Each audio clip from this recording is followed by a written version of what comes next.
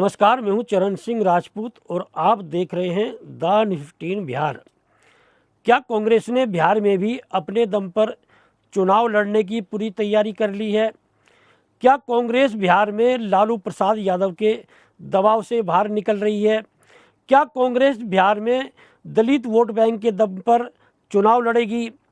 क्या कांग्रेस बिहार में जो उनके एक तरह से जो सक्रिय नहीं थे कार्यकर्ता, या ये कहें जो लापरवाह कार्यकर्ता थे, नेता थे, क्या उन्हें साइडलाइन करने की पूरी तैयारी कांग्रेस ने कर ली है? कांग्रेस ने क्या बिहार में अपने संगठन को पूरी तरह से चुस्त दुरुस्त करने की तैयारी कर ली है? जी हाँ, जिस तरह से राहुल गांधी सक्रिय हुए बिहार में, और वो लगातार जो है 2 से 3 दौरे जो हैं उनके बिहार में हो चुके हैं।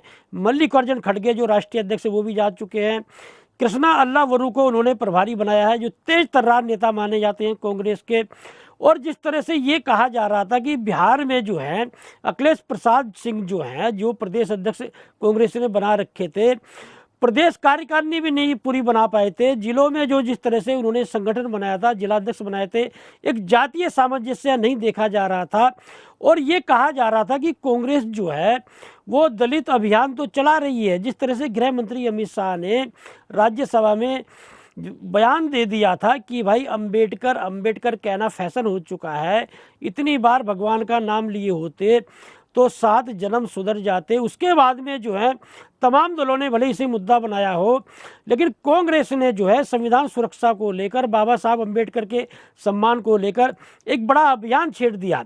और जिस तरह से बिहार में लगातार जो है दलितों के मान सम्मान अधिकार की बात कांग्रेस कर रही है, तो यह माना जा रहा था कि बिहार में जो है कांग्रेस किसी दलित नेता को जो है वह प्रदेश अध्यक्ष बना सकती है, क्योंकि अखिलेश प्रसाद सिंह जो है उन पर लालू प्रसाद यादव की मोहर लगी हुई है। और ये कहा जाता है कि लालू प्रसाद यादव ने ही कांग्रेस का प्रदेश अध्यक्ष उन्हें बनाया, यानी कि कांग्रेस जो है कहीं ना कहीं लालू प्रसाद यादव की बैसाखी मानी जाती रही है। या ये कहें कि लालू प्रसाद यादव ही, चाहे लोकसभा चुनाव हो चाहे विधानसभा चुनाव हो, कांग्रेस के प्रत्याशी भी जो लालू प्रसाद यादव ही तय करते रहे हैं। तो जिस तरह से ये लगातार चर्चा थी कि दलित चेहरा जो है प्रदेश में लाया जा सकता है, और हम लोग जो लगातार बिहार की राजनीति पर डिबेट चलाते हैं उसमें भी यह मुद्दा बहुत प्रमुखता से उभर कर आया था। और हमारे बिहार के जो पैनलिस्ट हैं, साकेत सियारी सिन्हा है, राम बंदोबस्त हैं, उन लोगों ने भी जो है राजेश राम का जो है नाम लिया था कि राजेश कुमार को जो है वो कांग्रेस प्रदेश अध्यक्ष बना सकती है। जी हाँ, जिस तरह से जो है राजेश राम को प्रदेश अध्यक्ष बना दिया कांग्रेस ने, और जिस तरह से राजेश राम जो है कुटुंबा के विधायक हैं, दिलकेश्वर राम उनके पिताजी रहे हैं, मंत्री रहे हैं, हालांकि उन्हें राजनीतिक विरासत में मिली है, लेकिन तेज तर्रार नेता माने जाते हैं, अनुभव नेता माने जाते हैं। तो कांग्रेस ने जो है राजेश राम को प्रदेश अध्यक्ष बनाकर दलित कार्ड चल दिया है। जिस तरह से यह माना जाता था कि कांग्रेस का जो वोट बैंक है, चाहे दलित हो या मुस्लिम हो, 80 के दशक तक जो है कांग्रेस का दलित वोट बैंक जो है वह माना जाता रहा है। और देश में जो है कांग्रेस के जो बड़े नेता हुए बाबू जगजीवन राम, या ये कहें कि दलितों में जो है सबसे बड़े नेता बाबू जगजीवन राम को माना जाता रहा है। तो रविदास समाज से आते हैं राजेश कुमार, और रविदास समाज से ही बाबू जगजीवन राम थे। मीरा कुमार उनकी पत्नी, उनकी लड़की थी। और जिस तरह से कांग्रेस जो है लगातार दलितों की राजनीति करती रही, तो राहुल गांधी ने बिहार में एक निर्णय ले लिया है कि किसी भी तरह से लालू प्रसाद यादव के दबाव में नहीं आना है। और जिस तरह से वो लगातार अखिलेश प्रसाद के ना चाहते हुए भी राहुल गांधी ने कन्हैया कुमार को सक्रिय किया बिहार की राजनीति में। और कन्हैया कुमार जो है जिस तरह से पलायन रोको नौकरी दो यात्रा निकाल रहे हैं, और युवाओं का एक बड़ा हुजूम जो है कन्हैया कुमार के साथ देखा जा रहा है। तो कांग्रेस जो है अपने दम पर खड़ा होने का प्रयास कर रही है। इधर राजेश कुमार को जो है जिस तरह से उन्होंने प्रदेश अध्यक्ष बनाया है, रविदास समाज का जो वोट बैंक है वो पासवान समाज के बराबर माना जाता है। जिस तरह से पासवान समाज के नेता चिराग पासवान हैं, तो लगभग 5.5% जो है वोट बैंक रविदास समाज का माना जाता है। तो राजेश कुमार बड़े नेता हैं कांग्रेस के। राजेश कुमार के कांग्रेस में आने के बाद में एक बड़े स्तर पर दलितों का वोट बैंक जो कांग्रेस को मिल सकता है, महागठबंधन को मिल सकता है। तो कांग्रेस ने बड़ा दबाव आरजेडी पर बना दिया है कि जिस तरह से यह कहा जा रहा था कि पिछले विधानसभा चुनाव में कांग्रेस 70 सीटों पर लड़ी लेकिन 19 सीटों पर सिमट कर रह गई और आरजेडी को 75 सीटें अपने दम पर मिली थी। यानी कि वामपंथियों का स्ट्राइक रेट जो है वो कांग्रेस से अच्छा था। तेजस्वी यादव जो हमेशा कांग्रेस के कम सीटों का आने का जो रोना रोते रहते हैं, तो यह माना जा रहा था कि कांग्रेस को इस बार 70 सीटें नहीं मिलेंगी।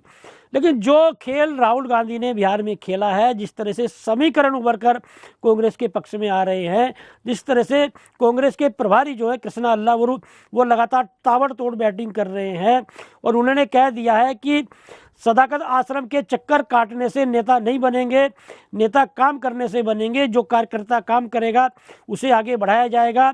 और जिस तरह से कन्हैया कुमार ने पलायन रोको नौकरी दो यात्रा निकाली है और बड़ा जो एक माहौल कन्हैया कुमार जो है बनाते हुए दिखाई दे रहे हैं। जिस तरह से उन्होंने युवाओं की बात की है, बेरोजगारी का मुद्दा जो है प्रमुखता से उठा दिया है। तो तेजस्वी यादव जो है दो तरफा गिर चुके हैं। एक और कन्हैया कुमार ने तेजस्वी यादव से रोजगार का जो मुद्दा है, जिस तरह से उन्होंने तेजस्वी यादव ने, यदि आपको याद होगा, 2020 के विधानसभा चुनाव से पहले वादा किया था यदि हमारी सरकार बनती है 10 लाख जो है युवाओं को रोजगार देंगे। और जब कुछ दिनों तक नीतीश कुमार के साथ में उप मुख्यमंत्री रहे, 17 महीने उप मुख्यमंत्री रहे, उन 17 महीने में टीचरों की लगातार भर्ती हुई थी या ये कहे गए बम्पर भर्ती हुई थी। तो एक तरह से रोजगार का मुद्दा जो है वो हथिया लिया है कन्हैया कुमार ने। इधर राजेश कुमार को, दलित नेता है राजेश कुमार, उन्हें प्रदेश अध्यक्ष बनाकर कांग्रेस ने आरजेडी को घेर लिया है। तो जिस तरह से कन्हैया कुमार ने कहा कि जिसकी सीटें अधिक आएंगी उसी का मुख्यमंत्री बनेगा, क्या कांग्रेस आधी सीटों पर दावेदारी करेगी? जिस तरह से कृष्णा अल्लावरू ने कह दिया, जो प्रभारी हैं बिहार के कांग्रेस के, कि भाई अकेला चढ़ेगी कांग्रेस, तो क्या कांग्रेस अकेले दम पर चुनाव लड़ सकती है या फिर आरजेडी के बिना अपने दम पर अपना वजूद बनाएगी? क्या अर्थ निकाला जाए कृष्णा अल्लावरू के उस बयान का? तो कुल मिलाकर ये है कि बिहार में अखिलेश प्रसाद सिंह, जो लालू प्रसाद यादव के जो है नेता माने जाते थे, एक तरह से उन्हें हटा दिया गया है और बिना अखिलेश प्रसाद सिंह के ही कन्हैया कुमार को सक्रिय किया गया। तो ये जो राहुल गांधी ने दांव खेला है बिहार में, उसको लेकर लालू प्रसाद यादव, तेजस्वी यादव दोनों बेचैन हैं।